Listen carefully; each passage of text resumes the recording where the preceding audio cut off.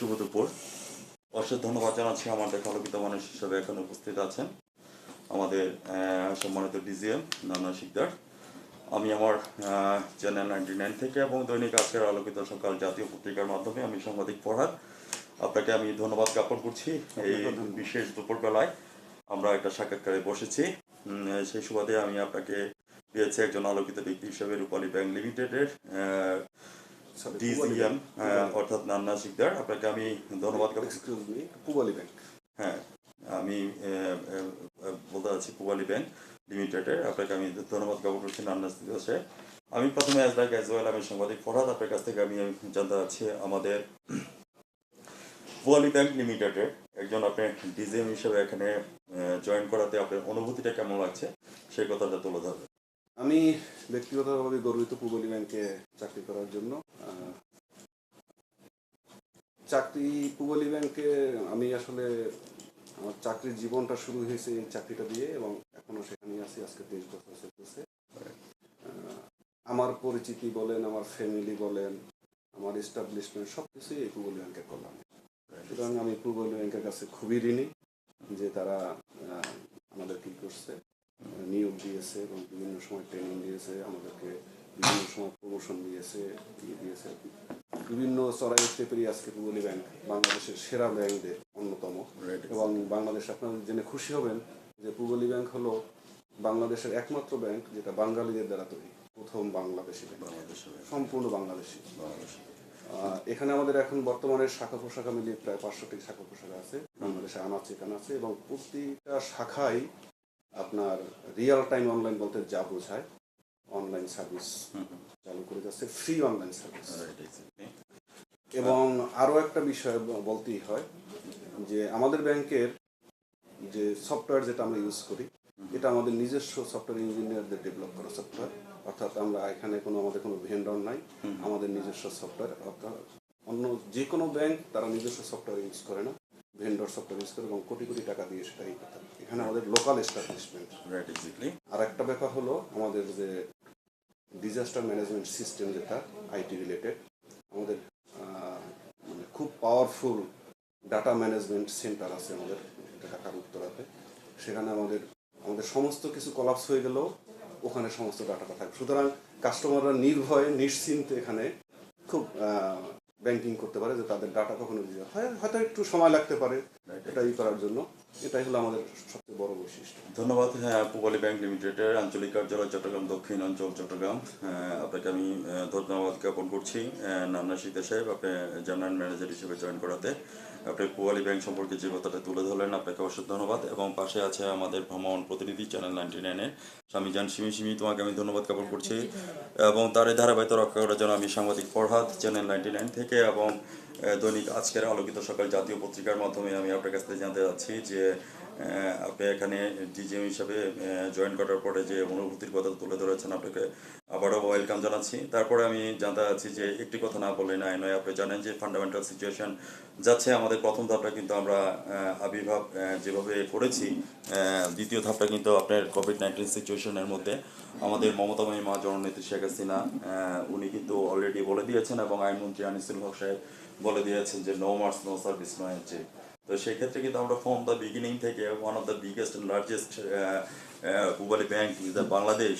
তো সেই ক্ষেত্রে আমি আপনাকে অভিনন্দন জানাচ্ছি। আমরা প্রথম থেকে কোভিড-19 সিচুয়েশনের প্রথম থেকে গত বছরে আমরা দেখেছি যে এখানে হ্যান্ড ওয়াশ থেকে শুরু করে সব ধরনের ফেসিলিটি আপনি দিয়েছেন। তারপর আমি আপনার কাছ থেকে জানতে চাচ্ছি ইউ আর দ্য ডিজিএম এখানে আছেন, তো পূবালী ব্যাংক লিমিটেডে এখানে যারা ইনডোর এবং আউটডোরে যারা আসছেন তাদেরকে আপনারা সিকিউরিটি কি দিচ্ছেন কোভিড-19 উপরে? সম্মানিত নানা শিকদার ডিজিএম আমাদের Pubali Bank Limited Chattogram. Thank you আপনাকে। আসলে আমরা খুব কঠিন সময় পার করতেছি, আমরা না শুধু সারা বিশ্বই আসলে কঠিন সময় পার করতেছে। দেশের যে কোনো একটা দেশের অগ্রগতি হয় ব্যবসা বাণিজ্যের মাধ্যমে, আর আমরা সেই ব্যবসায়ীদেরকে নিয়ে তো এখানে আমাদের বিভিন্ন রকমের কাস্টমার বিভিন্ন লেভেল থেকে আসে। সুতরাং তাদের যেমন সেফটি দরকার তেমনি আমাদেরও সেফটি দরকার, কারণ আমরা আসলে ফ্রন্ট লাইনে কাজ করি। আমরা সরাসরি আমাদের দেখবেন যে ক্যাশিয়াররা সাহেবরা যখন ক্যাশ রিসিভ করে ক্যাশের সাথে একটা সম্পর্ক থাকে, যে কোনোভাবে জীবন ওটা সমাধান। তো আমরা আমাদের যে গভর্নমেন্ট যে পলিসিগুলো দিয়েছে, আমরা বাংলাদেশ ব্যাংকের মাধ্যমে যে পলিসিগুলো পেয়েছি তারই ধারাবাহিকতা আমাদের ব্যাংকের হেড অফিসের যারা নীতি নির্ধারক আছে তারাও সেরকমেরই আমাদেরকে নির্দেশনা দিয়েছেন। আমরা প্রথমেই যেটা করি, নো মাস্ক নো সার্ভিস, অর্থাৎ মাস্ক ছাড়া কেউ ব্যাংকে এন্ট্রি করতে পারবে না। সেক্ষেত্রে যদি কেউ না নিয়ে আসে, আমাদের প্রত্যেকটা ব্রাঞ্চেরই গেটের কাছে মাস্ক দেওয়া আছে, কাস্টমারটা ওখান থেকে ইউজ করতে পারে, অথবা সে তার নিজস্ব ব্যবস্থাপনায় কিনে নিয়ে আসতে পারে। এটা হলো ফার্স্ট। সেকেন্ড টাইম সে যখনই প্রবেশ করবে তাকে স্যানিটাইজার দেওয়া হয়। আপনি দেখতে পাচ্ছেন আমার এখানেও কিন্তু স্যানিটাইজার আছে, এবং এটা আমি সবসময় কিন্তু ইউজ করি, একটু পরপরই আমি ইউজ করি আমার করতে, কারণ আমাকে এই কাগজপত্র নিয়ে কাজ করতে হয়। হ্যাঁ, তো এটা আমরা করি। আর এর বাহিরেও আমরা যে এইগুলো আছে, আমরা সাধারণত সোশ্যাল ডিস্টেন্সিং বলতে যেটা বোঝায় সেটা আমরা কাস্টমারদেরকে স্ট্রিক্টলি মেনটেন করার জন্য, সেখানে আমাদের যারা নিরাপত্তার দায়িত্বে থাকেন ব্যাংকের প্রত্যেকটা ব্রাঞ্চে আপনারা দেখবেন যে আমাদের সিকিউরিটি গার্ড থাকে, তারা এই ব্যাপারে যথেষ্ট ভূমিকা পালন করে। আর সবচেয়ে বড় কথা হলো, আমরা জনগণ যারা আমরা যাদের নিয়ে সেবা করি, যাদেরকে সেবা দেই আমরা, আসলে মাস পিপল যারা আছে বিভিন্ন গ্রামগঞ্জের কৃষক, শ্রমিক বা কিংবা তৃণমূল থেকে সব যেখানে যে অবস্থায় আসেন না কেন, তারাও আমাদেরকে যথেষ্ট সহযোগিতা করে। অর্থাৎ জনগণ আসলে একটু সচেতন হয়েছে বলে আমি মনে করি। ধন্যবাদ। খুব সুন্দর একটি প্রস্তাবনার মধ্যে চলে আসছে। এর মধ্যে একটি কথা বলতে হয়, চায়ের ফাঁকে ফাঁকে সাক্ষাৎকার নিচ্ছি আমরা। এখানে আপনাকে অসংখ্য ধন্যবাদ জ্ঞাপন করছি। ইতিমধ্যে গরম চা চলে আসছে, চায়ের ফাঁকে ফাঁকে সাক্ষাৎকারের মাধ্যমে আপনাকে আমি ধন্যবাদ জ্ঞাপন করছি। কোভিড-19কে আমরা যে কথাটা তুলে ধরেছেন, no mask no service no entry, এবং ফ্রম দ্য বিগিনিং যখন আমাদের কোভিড-19 যখন বাংলাদেশে আবির্ভাব হয়েছে, প্রত্যেকটা সেক্টরে আমরা দেখেছি যে অ্যালার্টভাবে কাজ করতে যাচ্ছি। কিন্তু এখানে একটি কথা বলতে হবে যে আমাদের পূবালী ব্যাংক লিমিটেডের যে কথাটা আপনি তুলে ধরলেন, যে আমাদের এখানে সিকিউরিটি যারা আছেন ফ্রম দ্য বিগিনিং থেকে, টেম্পারেচার মেশিন থেকে শুরু করে হেক্সিসল এবং হ্যান্ড ওয়াশ এখানে অলরেডি আছে। তো এই যেই কথাটা তুলে ধরেছেন, ইনডোর এবং আউটডোরে যারা আছেন তাদেরকে আপনারা সেফ সিকিউরিটির জন্য যথেষ্ট দাবিদার রেখেছেন। আপনাকে অসংখ্য ধন্যবাদ জ্ঞাপন করছি যে নান্না সিকদার সাহেব একজন ডেপুটি জেনারেল ম্যানেজার হিসেবে আপনি যে পয়েন্টটা তুলে ধরেছেন, আমাদের রিজিওনাল অফিস চিটাগং সাউথ এবং সিডিএ বিল্ডিং গ্রাউন্ড ফ্লোর কোতলে চিটাগং থেকে উনি তুলে ধরেছেন কোভিড-19 সিচুয়েশন সম্পর্কে। আমরা চলুন আমরা সবাই মিলে কোভিড-19কে আমরা ভয় না করে আমরা জয় করার চেষ্টা করি। অবশ্যই আমরা সবাই মিলে যদি সচেতন হই, তাহলে অবশ্যই আমরা এটাকে মোকাবেলা করতে পারবো। মোকাবেলা ঠিক না, আসলে আমরা এটাকে জয় করতে পারবো। মোকাবেলা করা তো সম্ভব না। মোকাবেলা করতে গেলে আসলে সবারই সৃষ্টিকর্তার একটা থাকে, তার সাথে হয়তো একটু হয়ে যায়, কন্ট্রোভার্সারি হয়ে যায়। বাট আমরা মোকাবেলা করতে পারি বা আমরা ফেস করতে পারি, এটাকে সিচুয়েশনের সাথে কোঅপ্ট হতে পারি, হ্যাঁ, যাতে আমরা এখান থেকে নিরাপদ থাকতে পারি। খুব সুন্দর একটি প্রস্তাবনার মধ্যে চলে আসছেন উনি যে কথা। আমাদের আর একটা সার্ভিস কিন্তু আমরা আপনাকে বলি, বিশেষ করে আমার এরিয়াটা হলো অ্যাকচুয়ালি শহরের কিছু অংশ এবং নদীর ওপার, নদীর ওপার থেকে শুরু করে সমগ্র দক্ষিণ চট্টগ্রাম জেলার যতগুলো উপজেলা আছে সবগুলো আমার আন্ডারে, প্লাস হলো বান্দরবান জেলা, কক্সবাজার জেলা, মানে উখিয়া মহেশখালী কিন্তু আমার এরিয়া। আমাকে এই সব শাখাগুলো কিন্তু ভিজিট করতে হয় তাদের ক্লায়েন্টদের। আমার ব্রাঞ্চ ম্যানেজারকে আমি পার্সোনালি একটি বলেছি, মানে থিওরি দিয়েছি যে আমরা সবাই বলি নো মাস্ক নো এন্ট্রি, আমরা আবার বলে দিয়েছি নো মাস্ক নো এক্সিট। এটার একটু আপনাকে বলতে হয়, কারণ কোনো কারণে আপনার মাস্কটা পরে গেল, আপনি কাজ করতেছেন, মাস্কটা হাত থেকে পরে যেতেই পারে, তখন ওই মাস্কটা আমরা তাকে ইউজ করতে দিই না। আমরা তখন আবার তাকে একটা মাস্ক ছাড়াও বাইরে যেতে দিব না, তখন তাকে একটা আমরা আবার মাস্ক দিই। সুতরাং নো মাস্ক নো এন্ট্রির সাথে আমাদের আছে নো মাস্ক নো এক্সিট। খুব সুন্দর একটি প্রশ্ন মাধ্যমে চলে আসছেন। ধন্যবাদ জানাচ্ছি নান্না সিকদার সাহেব, আপনি যে কথাটা তুলে ধরেছেন, যে খুব সুন্দর একটা পয়েন্টের মধ্যে তুলে আসছেন এবং বিভিন্ন ব্রাঞ্চের কথা আপনি তুলে ধরেছেন। তারা ধারাবাহিকতা রক্ষা করার জন্য যার ফাঁকে ফাঁকে সাক্ষাৎকারে আপনাকে আমি ধন্যবাদ জ্ঞাপন করছি। একটি কথা না বললেই নাই নয় যে কোভিড-19কে আমরা যেভাবে আমরা মোকাবেলা করছি, তো আমাদের দৃঢ় বিশ্বাস আমরা কোভিড-19কে ভয় না করে আমরা জয় করতে পারবো। এবং তারই ধারাবাহিকতা রক্ষা করার জন্য আমি একটু সামনের দিকে যাব। যে আপনি জানেন যে মুজিব বর্ষ আমাদের গত একটা বছর আমাদের মুজিব বর্ষ গিয়েছেন, কিন্তু আমাদের মুজিব বর্ষ যেভাবে আমরা গর্জিয়াসলি ভাবে করার কথা ছিল, কিন্তু আমাদের ফান্ডামেন্টাল সিচুয়েশন কোভিড-19 কারণে আমাদের সরকার থেকে যে দিক নির্দেশনা আসছে সেইভাবে আমরা কাজটা করতে হয়েছে। যেহেতু আমরা সরকারের নির্দেশনায় আমাদেরকে সবাইকে চলতে হয়, তো সেই সুবাদে একজন আলোকিত ব্যক্তি হিসাবে নান্না সিকদার সাহেব আপনাকে আমি ধন্যবাদ জ্ঞাপন করছি যে মুজিব বর্ষকে সামনে রেখে, এবং আমাদের দ্বিতীয় ধাপটা কিন্তু আবার আরো 1 বছর বাড়িয়ে দেওয়া হয়েছে। তো মুজিব বর্ষকে সামনে রেখে আমরা যে সমস্ত কনসেপ্টগুলি আমরা পূবালী ব্যাংক লিমিটেডের পক্ষ থেকে করেছি, তো সে সম্পর্কে আপনার মূল টপিকটা নিয়ে আলোচনা করবেন। ধন্যবাদ আপনাকে। আসলে জাতির জনক বঙ্গবন্ধু শেখ মুজিবুর রহমান তিনি যদি আসলে না জন্মাতেন, হয়তো আমরা এই বাংলাদেশটাই দেখতাম। আজকে আমি স্বাধীনভাবে বাংলায় কথা বলতে পারতেছি, আমার মায়ের ভাষায়, আমার এলাকার ভাষায় কথা বলতে পারছি, হয়তো এটা পারতাম। এটা এই জন্য তার কাছে আমরা কৃতজ্ঞ, আমরা জাতির জনকের প্রতি কৃতজ্ঞ। তার জন্মদিনটা আসলে বা মুজিব বর্ষটা পালন করাটা যেভাবে করার কথা ছিল, স্বাভাবিকভাবেই সেটা আমরা করতে পারিনি। এটার অনেক কারণ আপনি জানেন যে আমরা মেইনলি হলো প্যান্ডেমিক সিচুয়েশন, যেখানে গণজমায়েত নিষিদ্ধ কিংবা কোনো সভা সমাবেশ নিষিদ্ধ, সব কিছুর কারণে আসলে এটাকে। তো যাই হোক, সরকারি নির্দেশনাটাই আমাদের কাছে বাংলাদেশ ব্যাংকের মাধ্যমে যেহেতু আসে, আমরা জানেন যে আমরা বাণিজ্যিক ব্যাংকগুলোর বাংলাদেশ ব্যাংকের নিয়ে আওতায় আমরা চলাফেরা করি বা ব্যাংকিং করে থাকি। তো বাংলাদেশ ব্যাংক আমাদেরকে যেভাবে নির্দেশনা দিয়েছে তারই আলোকে হেড অফিস আমাদেরকে বিভিন্ন নির্দেশনা দেয়। সেভাবেই আমরা গত বছর আমরা 17ই মার্চে আমরা আমাদের অফিস সামনেই আমরা কিন্তু পতাকা প্রদর্শন প্লাস ব্যাংকিং সেক্টরে যেভাবে মুজিব বর্ষের সেগুলো আমরা লাইটিং থেকে শুরু করে সবই টোটাল ভবনই কিন্তু লাইটিং, হ্যাঁ পুরো ক্যাম্পাস, ইভেন শুধু ক্যাম্পাস না, আমাদের সমস্ত ডিসপ্লে সেন্টার করা হয়েছে বিভিন্ন জায়গায়। বঙ্গবন্ধুর যেসব ভাষণ ছিল বা যেভাবে মোরালগুলো আছে সেগুলো করার চেষ্টা করেছি আমরা।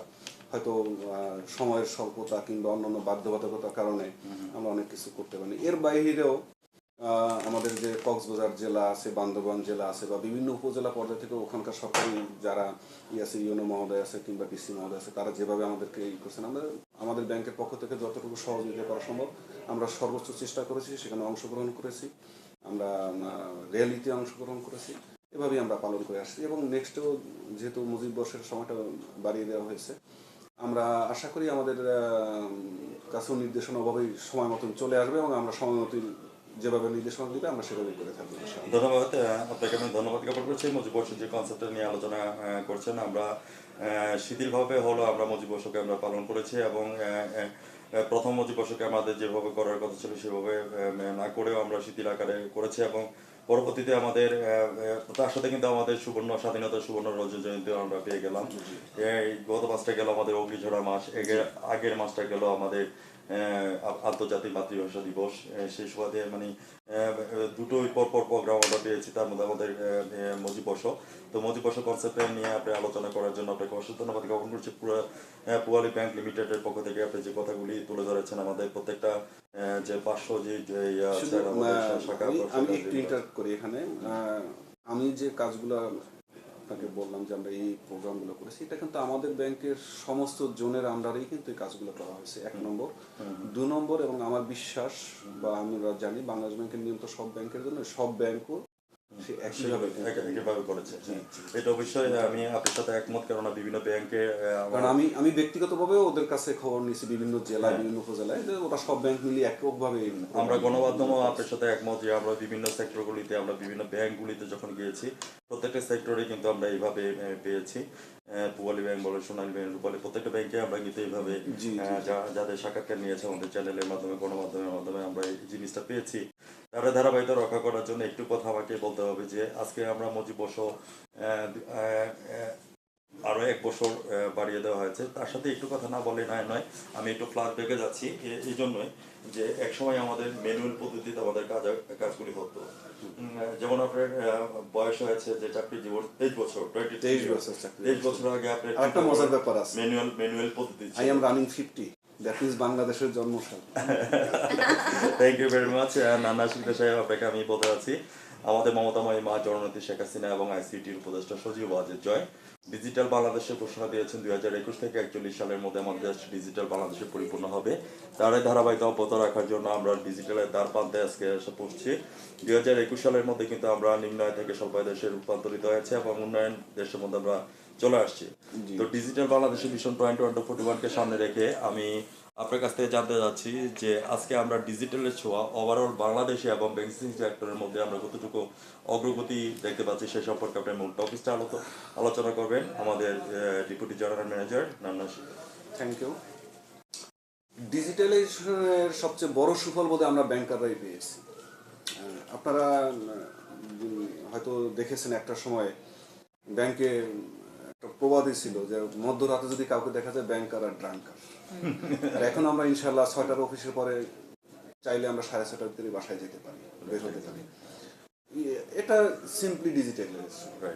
আজকে কম্পিউটার বলেন, আজকে বিভিন্ন সফটওয়্যার বলেন, আজকে অনলাইন বলেন, আজকে মানে এই সুফল আমাদের সাথে সাথে আমাদের কাস্টমাররাও ভোগ করতেছে। কিভাবে? আজকে দেখেন অনলাইন শাখা, আমাদের সমস্ত শাখা অনলাইন এবং উইদাউট এনি কস্ট। আপনি দিনের ভিতরে, মাসের ভিতরে যত টাকা, যত পরিমাণ, যত ইচ্ছা খুশি আপনি যে কোনো ব্রাঞ্চে অন দ্য স্পট আপনি ট্রান্সমিট করতে পারতেছেন। অথচ আমিই দেখেছি যে একটা টিটি করতে হতো, আমি আমার এই শাখা থেকে আমার অন্য একটা শাখার অ্যাকাউন্টে টিটি করতে হবে, সেক্ষেত্রে একটা কমিশন দিতে হতো, বিভিন্ন সময় কমিশন ছিল। সিম্পলি এক সময় আমি দেখেছি 1 লাখ টাকায় 100 টাকা কমিশন, সাথে 15%, 115 টাকা। আর আপনি 1 লাখ কেন, আপনি যদি 1 কোটি 100 কোটিও ট্রান্সমিট করেন উইদাউট এনি কস্ট, তাহলে কি হচ্ছে দেখেন, আপনি সুবিধাটা আমি পাচ্ছি, আমি কাস্টমারকে সার্ভিস দিয়ে আমি স্যাটিসফাইড, কাস্টমার আমার কাছে আসতেছে। নাম্বার 2 হলো কাস্টমার স্যাটিসফাইড, যে তার 1 কোটি টাকা ট্রান্সফার করতে গেলে হয়তো 1 লক্ষ টাকা লাগতো, সাথে 15% ভ্যাট। এই টাকাটা থেকে সে তার হচ্ছে মুক্তি পাচ্ছে। তো মুক্তি পেলে তখন এই টাকাটা কি হতো, তার কস্টিংটা কমে যাচ্ছে। তার যখন কস্টিং কমে যাবে সে তখন তার দ্রব্যমূল্যটার দামটা কিন্তু একটু কমাতে পারবে। আর দ্রব্যমূল্যের দামটা যখন করবে তখন এন্ড ইউজার যে আছে, কাস্টমার, যে লোকাল কাস্টমার, যে একটা মুদি দোকান থেকে জিনিস কিনে, সেও কিন্তু 1 পয়সা কম হলেও সে পাচ্ছে। তাহলে সুফলটা কোথায়? We are all related with this transaction. আবার দেখেন, ইম্পোর্ট করবেন, সেখানেও বিভিন্ন রকমের চার্জের ক্ষেত্রে আমরা ছাড় দিচ্ছি, ছাড় দিয়ে আসছি, কমিয়ে ফেলছি শুধুমাত্র ডিজিটালাইজেশনের কারণে। আমার আজকে অনলাইন ব্যাংকিং, আমার আজকে ইন্টারনেট ব্যাংকিং, আমি কত সহজে আমি ফাইল প্রসেস করতে পারতেছি, রাইট, মানে সঠিক সময় সঠিক সিদ্ধান্তটা নিতে পারতেছি, সঠিক সময় সঠিক কাজটা আমরা করতে পারতেছি, যার কারণে কাস্টমার সে সুবিধাটা পাচ্ছে। আমার কাস্টমার সে হয়তো একজন ইম্পোর্টার কিংবা ইন্ডাস্ট্রিয়ালিস্ট, সে বিএসআরএম, কেএসআরএম কিংবা আমাদের অন্য যে কোনো পার্টি বলেন, আরএফএল বলেন, তাহলে সে যখন সুবিধাটা পাচ্ছে, সে ওখান থেকে সুবিধাটা পাওয়া মানে তার বেনিফিশিয়ারির কাছে সে কিছুটা সুবিধা পাবে, এবং ওই সুবিধাটার ফলটাই কিন্তু তার একটা প্রোডাক্টের উপরে কস্টিংটা কমে আসবে। তো সুতরাং ডিজিটালাইজেশন আসলে বিকল্প নেই। এখন এটা আমরা কতটুকু কাজে লাগাতে পারি আসলে it depends on how much we can cope with the digitalisation. Thank you very much Nana শীতে সাহেব, ডিজিএম হিসেবে যে কথাটা তোলেন, ডিজিটাল বাংলাদেশ ভিশন 2041কে সামনে রেখে আজকে আমরা দ্বার প্রান্তে চলে আসছি। আমাদের বারেক ওবামা এবং পাকিস্তানের প্রধানমন্ত্রী একটি কথা বলেছেন, তোমরা যদি দেশের উন্নয়ন যদি দেখতে চাও তাহলে তোমরা চলে যাও জননেত্রী শেখ হাসিনা দেশকে কিভাবে ডিজিটাল বাংলাদেশের মধ্যে নিয়ে যাচ্ছে। এবং ওনারা কিন্তু পরিসংখ্যানেও স্টার্টিং স্টেজের মধ্যে বলেছেন যে আমাদের দেখেন আমাদের জিডিপি কোথায়, কিভাবে সম্ভব হয়েছে। আমি এই কথাটাই বলতে চাচ্ছি যে একটি কথাই ওনারা কিন্তু বলে দিয়ে দিয়েছেন যে আগামী এই ডিজিটাল বাংলাদেশ ভিশন 2041 মধ্যে বলেছেন যে আমাদের এই দেশটি একটি মালয়েশিয়া এবং সিঙ্গাপুরের মতো দেশ আমরা স্বপ্ন দেখি, এবং যেটা বারেক ওবামা এবং পাকিস্তানের প্রধানমন্ত্রীর কথা। এবং তার সাথে আমি ডেপুটেশনের শেষ প্রান্তের মধ্যে একটি চলে আসবো, তার সাথে 2021 হচ্ছে যে আমাদের ডিজিটাল বাংলাদেশ, আগামী 100 সালটা হচ্ছে যে আমাদের একটা মিশন, এবং 2021 থেকে 30 সাল হচ্ছে যে এসডিজি গোল, অর্থাৎ সাস্টেইনেবল ডেভেলপমেন্ট গোল। এই সাস্টেইনেবল ডেভেলপমেন্ট গোলের মধ্যে বলা হয়েছে যে দুর্নীতিকে জিরো টলারেন্স নিয়ে আসার জন্য। তো সেই ক্ষেত্রে আমি একজন ডেপুটি জেনারেল ম্যানেজার হিসাবে পূবালী ব্যাংক লিমিটেডের পক্ষ থেকে আমি আপনার কাছ থেকে জানতে চাচ্ছি যে এসডিজি গোল অর্থাৎ সাস্টেইনেবল ডেভেলপমেন্ট গোল দুর্নীতিকে জিরো টলারেন্স নিয়ে আসার জন্য আপনার অভিমত প্রকাশ করুন। সাস্টেইনেবল ডেভেলপমেন্ট গোল যেটা আমরা এসডিজি বলে থাকি, 2030 সালের ভিতরে এখানে আমরা পৌঁছতে পারবো বলে আমাদের লক্ষ্যমতো নির্ধারণ করা আছে। এক্ষেত্রে আমি আশাবাদী, কারণ আমাদের মনমানসিকতা চেঞ্জ হচ্ছে, আমাদের প্রক্রিয়া চেঞ্জ হচ্ছে, আমাদের সব কিছু ডিজিটালাইজড হয়ে যাচ্ছে। যেসব ক্ষেত্রগুলোতে দুর্নীতির একটা সুযোগ ছিল সেই সবগুলো কিন্তু আস্তে আস্তে রুদ্ধ হয়ে যাচ্ছে, স্কোপটা ছোট হয়ে আসতেছে। আপনি দেখেন আগে আমার এখানে একটা কাস্টমার একটু কথা বললেই আমি অনেক কথা বলতে পারতাম, এখন কিন্তু সে ইজিলি সে মোবাইলে সে রেকর্ড করে রাখতে পারতেছে। মোবাইলটা কিন্তু এখন একটা খুব জরুরি একটা উপশম। আপনি এই যে আমার সাথে কথা বলতেছেন, আপনার ভিডিও হচ্ছে অনলাইনের মাধ্যমে, হ্যাঁ, আপনি এখন আমার সব কথা না শুনলেও আপনি ওই রেকর্ড দেখে দেখে আপনি কিন্তু আপনার কথাগুলো আপনি রেকর্ড করতে পারতেছেন। তো এই যে ব্যাপারগুলো আছে দুর্নীতির ক্ষেত্রে আসলে আমরা যদি সবাই যার যার লেভেল থেকে যদি একটু সচেতন তাহলে এটা কমে সম্ভব। এককভাবে সরকারের পক্ষে সম্ভব না, আইন শৃঙ্খলা রক্ষাকারী বলেন বা অন্য যে কোনো হিসেবের পক্ষে সম্ভব না, আমাদেরকেই আসলে সচেতন হতে হবে। এক্ষেত্রে আমি পূবলী ব্যাংক একটা উদাহরণ হিসেবে আপনি নিতে পারেন। আপনি পূবলী ব্যাংকের কোনো ব্রাঞ্চ ম্যানেজারের কাছে যাবেন কিংবা কোনো ব্রাঞ্চ অফিসিয়ালের সাথে কথা বলবেন কিংবা আমাদের লেভেলে কথা বলবেন, আপনার একটা লোন দরকার হবে, আপনি বিশ্বাস করবেন না আপনাকে একটা চা কোথাও খাওয়াতে হবে না, বরঞ্চ আপনি চা খেয়ে যাবেন। আপনাকে আমি লোনটা দিতে পারি কি না পারি নো ম্যাটার টু মি, এটা ডিপেন্ড করবে অনেক কিছুর উপরই, বাট আপনি হাসি মুখেই সেটা মেনে নেবেন। তো আর আগে যেরকমের মনে করেন দিনের পর দিন ফাইল পেন্ডিং পড়ে থাকতো, আমাদের কিন্তু না, আমরা এমন হয় ওভার টেলিফোনে শত শত কোটি টাকার এলসি করে ফেলছি। হ্যাঁ, আমি এক টেলিফোনে আমাকে বিকেলবেলায় কি বলে সকালবেলা আমাকে পিআই দিয়েছে কোন একটা পার্টি 10 কোটি টাকার এলসি, আমি ওভার টেলিফোনে সারা মিটিংয়ে তারপর ওভার টেলিফোনে 3টার ভিতরে সেই পার্টিকে বলছি যে হ্যাঁ আমরা আজকে এলসি করতেছি। তো এই যে ব্যাপারগুলো এগুলো আগে কিন্তু এত সহজে হতো না। এই আমাকে ফোন করার জন্য একসময় হয়তো খরচ করা লাগতো কিংবা ম্যানেজারকে খরচ করা লাগতো কিংবা হেড অফিসে। তো সুতরাং এটা আমাদের লেভেল থেকে, কারণ আমরা এখন আমাদের আয়ের মাত্রাটা অনেক বেড়ে গেছে। আমি যখন পূবলী ব্যাংকে জয়েন করি 1997-এ আমার বেতন ছিল 4,500 টাকা। সেই সেম ব্যাংকে আজকে ছেলেরা জয়েন করতেছে 45,000। সুতরাং ছেলেরা কেন করবে, কেন করবে? ওদের মনে হয় কারণ ওদের যে ফিনান্সিয়াল যে ইটা সেটা কিন্তু আমরা ফুলফিল করে দিচ্ছি, ওদের ওই চিন্তা ভাবনা করার কোনো দরকার নেই। এর বাইরেও যত আমাদের ভাতা থাকে, বিভিন্ন ইনসেন্টিভ থাকে, সেগুলো আমরা পেয়ে থাকি। সুতরাং আমাদের ওই দিকে চিন্তা করার কোনো দরকারই নেই। মেইন কথা হলো আমি নিজে যদি ঠিক থাকি, আমি নিজে যদি অনেস্ট থাকি, নিজে যদি আমার নিজের বিবেককে প্রশ্ন করি, দুর্নীতির ধারে কাছে কেউ আসতে পারবে না। ধন্যবাদ নানা সাহেব, আপনি যে কথাটা তুলে ধরেছেন আপনাকে অবশ্যই ধন্যবাদ জ্ঞাপন করছি যে আমাদের মমতাময়ী মা জননেত্রী শেখ হাসিনা এবং আইনমন্ত্রী আনিসুল ইসলাম সাহেবের সাথে একা সম্ভব নয় যে দুর্নীতিকে জিরো টলারেন্স নিয়ে আসা, একদম রুট লেভেলে সব লেভেল এবং আমরা তৃণমূল থেকে শুরু করে আপমন পর্যায়ে যারা আছে যতক্ষণ পর্যন্ত আমাদের চারিত্রিক গুণাবলী আমরা সঠিক না করব ততক্ষণ পর্যন্ত আমরা জিরো টলারেন্স নিয়ে আসতে পারবো না। এই জন্য আপনাকে অনেক ধন্যবাদ জ্ঞাপন করছি। এবং যে কথাটা বলতে হচ্ছে যে when money is lost, something is lost, health is lost, nothing is lost, but character is lost, in everything is lost. সাক্ষাৎকারের শেষ পর্যায়ের মধ্যে চলে আসছি। শেষ পর্যায়ে এসে আমি একটু কথাটা আমি চলে আসবো যে অগ্নিঝরা মাস এবং স্বাধীনতার রজত জয়ন্তী অনুষ্ঠান গেল এবং আমাদের 100তম মজুবার্ষিকী পালন করলাম এবং পালন করতে যাচ্ছি। আমাদের বাঙালি জাতির পিতা বঙ্গবন্ধু শেখ মুজিবুর রহমান 7 মার্চে ভাষণ দিয়েছিলেন, এবার এই সংগ্রাম মুক্তির সংগ্রাম, এবার এই সংগ্রাম স্বাধীনতার সংগ্রাম। দীর্ঘ 41 বছর পর ওনাকে দি ওয়ার্ল্ড অফ হেরিটেজ নামে পুরস্কৃত করেছেন ইউনেস্কো কর্তৃক। একজন আমি আপনার কাছ থেকে একজন ডিজিএম হিসাবে আমি জানতে আছি এত বড় একটা ভাষণের উপরে, যেটা 18 থেকে 19 মিনিট যে ভাষণটা ছিল, যেটা একটা অলিখিত ভাষণ ছিল। বঙ্গবন্ধুর প্রত্যেকটা কথাই কিন্তু অলিখিত ছিল। আপনি জানেন 83 জন প্রেসিডেন্ট আজকে পুরস্কৃত পেয়েছেন, কিন্তু বাঙালি জাতির পিতা Bangabandhu Sheikh Mujibur Rahman one of them, যিনি কিনা একটি অলিখিত ভাষণ দিয়েছেন। আজকে যে 7 মার্চের উপরে যে ইউনেস্কো কর্তৃক ওনাকে দি ওয়ার্ল্ড অফ হেরিটেজ নামে পুরস্কৃত করেছে, সেক্ষেত্রে একজন ডিজিএম হিসেবে আপনার অনুভূতি কথা? আমি আসলে খুবই গর্বিত যে এরকম একজন নেতা আমাদের দেশে জন্ম হয়েছিল। আমরা খুবই দুর্ভাগ্য জাতি যে এরকম একজন নেতাকে আমাদেরকে অসময়ে হারাতে হয়েছে, খুব বড় অসময়ে হারাতে হয়েছে। তো এটা আসলে আজকে যে স্বীকৃতিটা আসছে এটা আরো অনেক আগেই আমরা আসলে পাওয়ার উপযুক্ত ছিলাম, বা যাই হোক এটা যারা নীতি নির্ধারক যারা আছেন, যারা ডিসিশন মেকিং আছে, তারা অনেক দেরিতে হলেও সেই পুরস্কৃতটা করছে। এজন্য সত্যি কথা বাঙালি হিসাবে, একজন বাংলাদেশি হিসাবে খুব গর্বিত। ধন্যবাদ। উনি একজন ডিজিএম হিসাবে ইউনেস্কোকে ধন্যবাদ জ্ঞাপন করেছেন এবং উনি 7 মার্চের ভাষণ সম্পর্কে যে কথাটা তুলে ধরেছেন আমি আপনাকে অত্যন্ত ধন্যবাদ জ্ঞাপন করছি। আপনি জানেন 18 থেকে 19 মিনিটের মধ্যে ভাষণটা দিয়েছেন এবং 1108টি ওয়ার্ড এখানের মধ্যে ইউজ করা হয়েছে।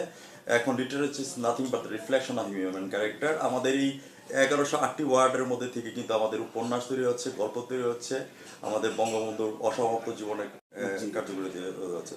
চলুন আমরা সবাই মিলে হাতে হাত কাঁধে কাঁধ মিলিয়ে আমাদের বাঙালি জাতির পিতার স্বপ্নকে বাস্তবায়িত করি।